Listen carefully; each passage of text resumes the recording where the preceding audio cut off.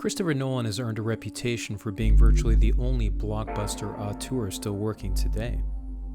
Despite making original films which feature incredibly complex narratives, he has managed to become an internationally recognized director whose films have made millions at the box office. Tenet may be his most complex film to date, and yet, as of this recording, it has already made back its budget at the box office, which, in the middle of a global pandemic, is pretty impressive. Despite his success, however, Nolan has had his share of detractors who argue that his supposedly sophisticated narratives are little more than empty spectacles. Just take a look at A.A. Dowd's review of Tenet at the AV Club. Quote, "There's nothing here but gleaming surfaces and the machinations of the overcomplicated plot. One can quickly guess the general shape of Nolan's palindromic structure. Even as actually grasping what's going on from scene to scene becomes an exercise in futility.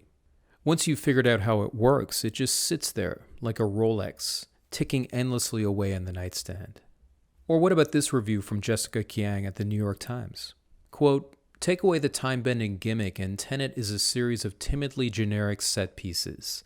Heists, car chases, bomb disposals, more heists. But then the lie of Nolan's career has been that he makes the traditionally teenage boy-aimed blockbuster smarter and more adult, when what he really does is ennoble the teenage boy fixations many of us adults still cherish, creating vast, sizzling conceptual landscapes in which all anyone really does is crack safes and blow stuff up." I think this type of criticism misses something essential in what makes Tenet, and Nolan's films in general, so interesting and so well received. To my mind, the key lies in Nolan's unique approach to world building in his films, an approach which intermixes subjective and objective reality in really interesting ways. Now, Nolan is very much a cumulative filmmaker who can take years or even decades to develop ideas. Tenet reportedly took over 20 years. So we can really only understand his approach by going back to the beginning of his career. Just a reminder that there will be some spoilers here, including some minor spoilers for Tenet, so be warned. Nolan began his career with a series of films featuring complex narratives that played on the limitations of subjective reality. In Following, for example, the thief Cobb deceives the unnamed protagonist, eventually framing him for murder. In Memento, Leonard Shelby is revealed to be an unreliable narrator, and his amnesia shown to be a deep-rooted act of self-delusion.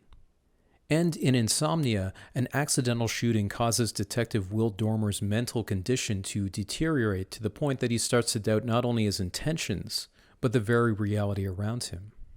This subjective focus is the foundation of much of Nolan's narrative complexity, with the dramatic tension of these films deriving almost exclusively from what their protagonists don't know, and what happens when they find out. Subjectivity is also the basis of Nolan's visual intrigue here, whether it be distortions in perception, bullet shooting in reverse, or the generally Kafkaesque sense of dread in Following. And for as great as these films are, the worlds that each of these characters inhabits are pretty similar to our own. The success of Nolan's early work earned him access to bigger budgets and allowed him to scale up his productions, to work with ensemble casts and expand the worlds of his films. Going forward, Nolan's films would become less focused on aspects of subjectivity, things like memory, delusion, mental deterioration, and more focused on larger social dynamics. While, for example, Bruce Wayne is no doubt the protagonist of Batman Begins, the film spends less time exploring his subjective reality, giving more time to the ensemble cast of Cillian Murphy, Gary Oldman, Michael Caine, Liam Neeson, and Katie Holmes. At the same time, the world of Batman Begins is much more expansive than anything Nolan had done previously. While the Gotham City of The Dark Knight and The Dark Knight Rises mirrors the political reality of the mid to late 2000s, with terrorist attacks and class uprisings, it also goes well beyond it, imagining a society almost on the brink of collapse. And in The Prestige, Nolan multiplies points of view in order to pull off all sorts of trickery, from unreliable narrators, deception, lies, and scientific advancements that seem like magic made real.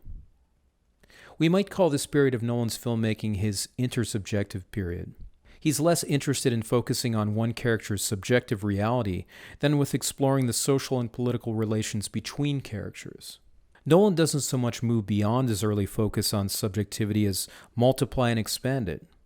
hence why he focuses on visual motifs like magic tricks and mass hallucinations, visual distortions and spectacles that are more social in nature. But it's with 2010's Inception that Nolan's unique approach to world building really starts to get interesting. The whole premise of the film, of course, hinges on a piece of technology that allows multiple characters to access and participate in a single character's dreams, to share the dream, as it were. And in these dream states, the normal rules of reality no longer apply. Guns can be conjured out of thin air, trains suddenly appear in the middle of busy streets, even gravity starts to lose its hold.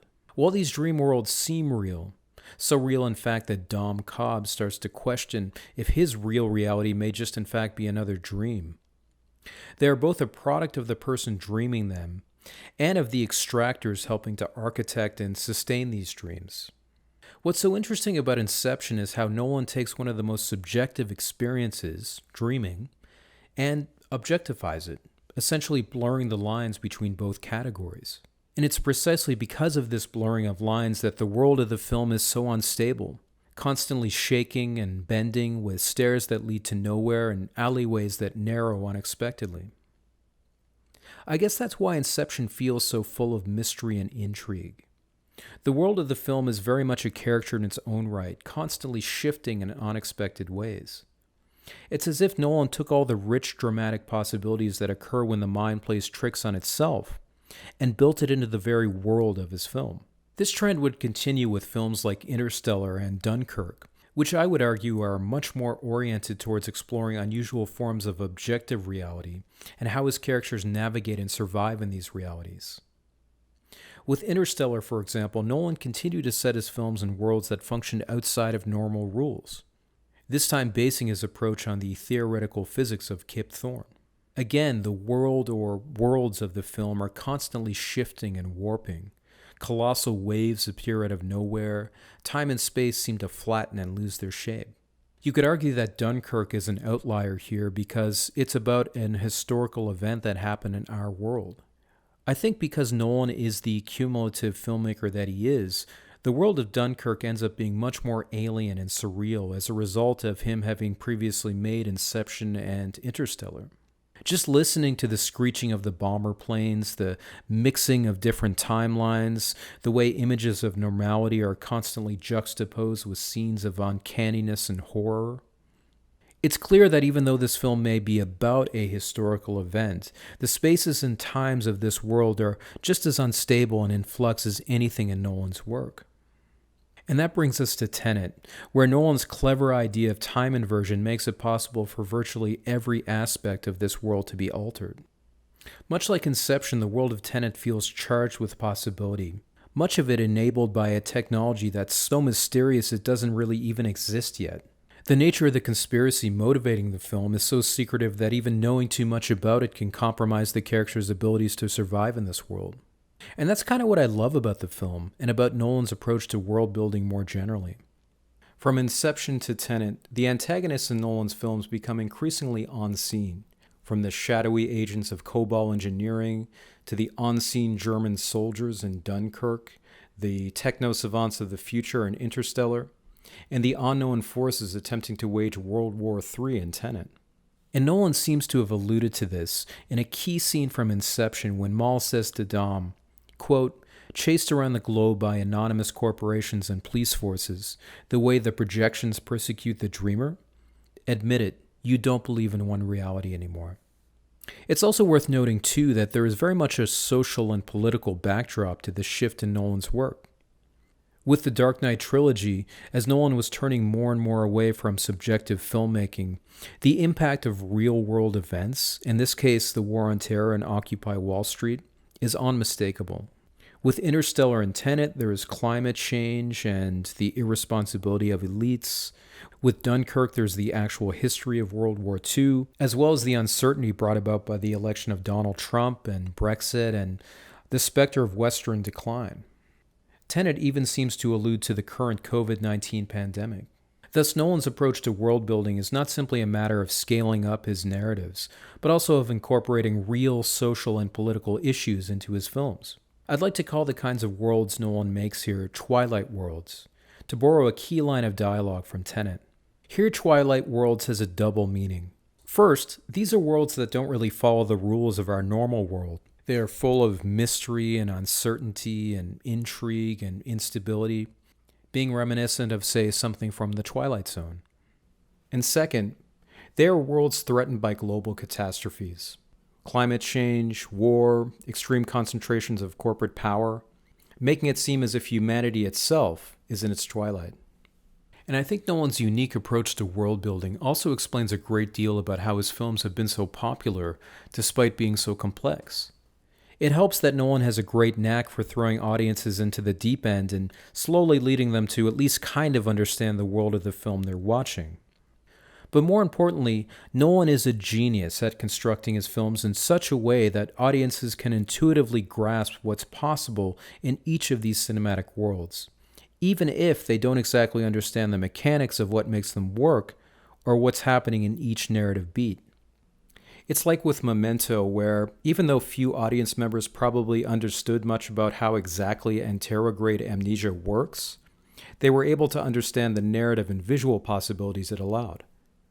Nolan's later films are essentially a scaled-up version of that, only they swap ensemble casts and Twilight worlds for explorations of individual psychology and inter-subjectivity. For every gravity-shifting fight scene in a hotel hallway, every journey into a wormhole, every attack from a bomber plane, or every temporal pincer, we sense that there are deeper motivations driving not just the characters, but what is possible in the worlds they inhabit.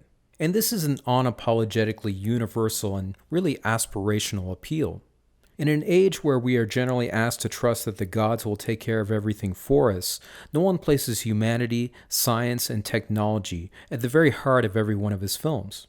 Which is ironic in a way because reportedly Nolan doesn't own a phone or even use email.